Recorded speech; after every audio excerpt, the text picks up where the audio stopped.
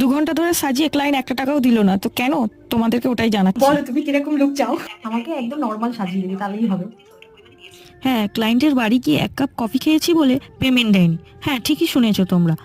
আরে দেবেই বা কেন? ক্লায়েন্ট তো আমার নিজের দিদি। তো আমার সমস্ত সরঞ্জাম নিয়ে দিদিকে সাজাতে বসে পড়েছিলাম। আর পুরো মেকআপের ভিডিওটা করতে পারিনি, কারণ ক্যামেরা ধরে দেওয়ার কেউ ছিল না।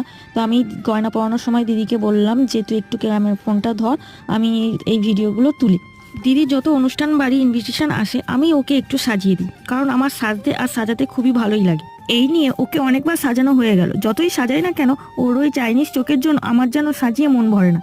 মেকআপ করার পর ওর চোখটা যেন সবকিছু ঢাকা পড়ে যায়, কিছুই বোঝা যায় না। আর এর জন্য আমার একটু অভিজ্ঞতাটাও বেড়ে যায়, কারণ আমি তো প্রফেশনাল নই, দেখে দেখে যা শিখেছি সেটাই করি। যত প্র্যাকটিস সব ওর ওপরই। ওই আমার মডেল, ওই আমার ক্লায়েন্ট। এবার বুঝলে তো কেন পেমেন্ট করেনি? যাই হোক, একটু মজা করছিলাম। তো আমার সাজানোর পর দিদিকে কেমন লাগছে প্লিজ তোমরা